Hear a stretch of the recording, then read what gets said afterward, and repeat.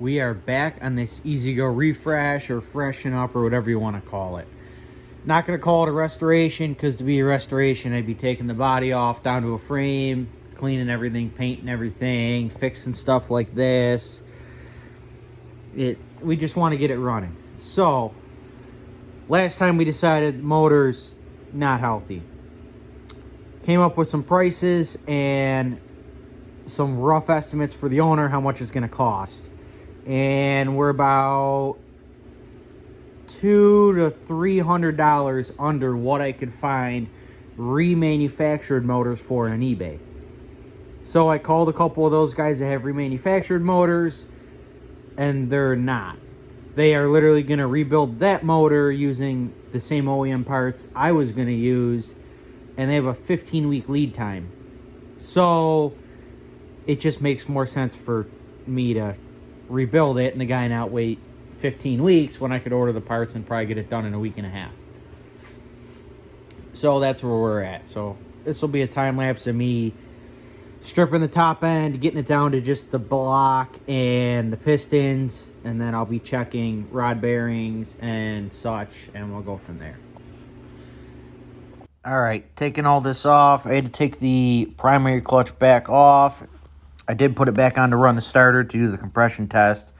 So we had to pop that, getting the carb and the airbox off. And kind of as I'm taking everything off, I'm trying to put the bolts back where they came out of so we don't lose them. Get that fan cover off, pop the valve cover off, fight the head exhaust studs for a little bit, making sure I'm not snapping those, trying to find the best way to pull this head without taking the manifold off the head, because that's a pain, it looks like. Come back over here, get the timing stuff off, go back to the head. I loosen all the rockers, slide the cam out, slide the rockers and the rocker rod out. There the head comes off. Wanted to bring you guys in here before I get any deeper into this. So I see this right away. We got aluminum on top of the, we'll call it passenger piston. And if we spin these down, those cylinders, they look pretty good. They don't look all scratched up or anything, so we'll pop that to double check. While coming and looking at our head, I got the cam and the rockers out of it, and if we look, remember this is our passenger side. That's your exhaust, your intake, your exhaust, right? Because that lines up with the exhaust port, so does that bottom one. Look how far in this intake valve is. I know we got bad lighting. Try that. That's a little better. You see how it's kind of sunk in, but that passenger cylinder is really sunk in. So this valve and the valve seals are totally gone. So, and you can see the edge of it curled over right there. The valve's shot. The seals are shot. And then you could tell this thing either ran without oil or low on oil or dirty oil, because if we look at all of our rockers, you can see the groove in them. Bad. This would have been this way, right? So if this is our suspected bad valve, it'd be this rocker here. And, sorry, you see all the different lines on it? These should be smooth. All these, this one's probably the worst. Feel the grooves on it. Shot. This one, just bad. In the cam, we got a better look here. You could really see when I roll it, you can see that flat spot bad. That's just oil making it look like it's got a bubble. You can see that bad spot. This lobe, not bad.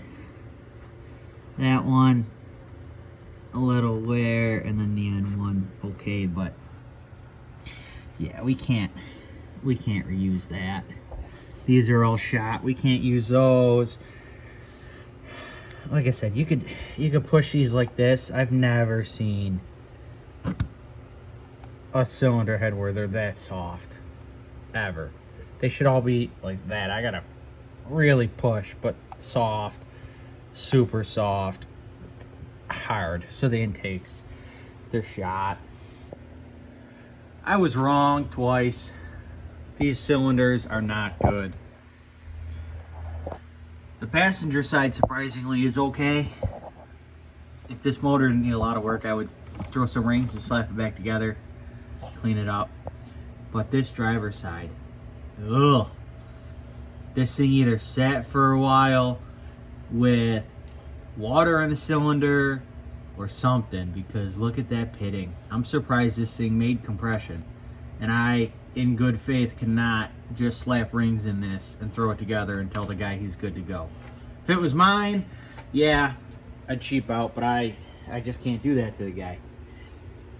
And I was gonna try and pop this cylinder off. It's all one piece. The case, the cylinders, everything. You see this casting, this is your crank. The casting mark hits that bottom fin. It's all the same aluminum. That's all one piece. So to rebuild this motor, you gotta take the flywheel side off where that plastic fan is. So not good news for this guy. I'll talk to him, see what he wants to do. They do sell a Predator swap kit for this, but the kit alone is like $1,400, plus you got to buy the motor. It's crazy. I could maybe make something. I don't want to get into that much fabrication, because that is an aluminum trailing arm that uses the motor as a middle member. It bolts back up over there, and then that bolts to a single hinge point there, and then when you go in the back, it's located by leaf springs and shocks. So it is not looking good at all for this motor, because I don't want to fab all that stuff. And the guy's going to be way over what the cart's worth just to get that Predator stuff in here. So gonna have to have a talk with him and see what he wants to do. This might be it. Final conclusion on this cart here. We did the math, we ran the numbers, we checked tire availability, and it's not worth it. It's not worth putting this back together. Maybe if you're going to do it for yourself, but for me to have to charge the guy a little bit of labor, even the little bit I was going to charge him, it ain't worth it. The head, a bare head is $300, the cam's $230, the rockers are $60 each. It's just not worth the money when you can go buy a complete running cart in the same condition, little beat up, for $1,500, and it's gonna be well over. It ain't worth it. So the owner's pulling the plug on this. So I got out some pictures of the damage so we can put an honest ad up and hopefully find this guy a new home. So sorry I didn't get to show you any more cool stuff, taking that apart, rebuilding the head, but it's how it goes sometimes. So I'm gonna wrap the motor in some plastic. I'm probably gonna put the head back on it, but not put all the parts in, just so it's sealed. Wrap some plastic on it, and down the road it goes. Someone else could mess with it.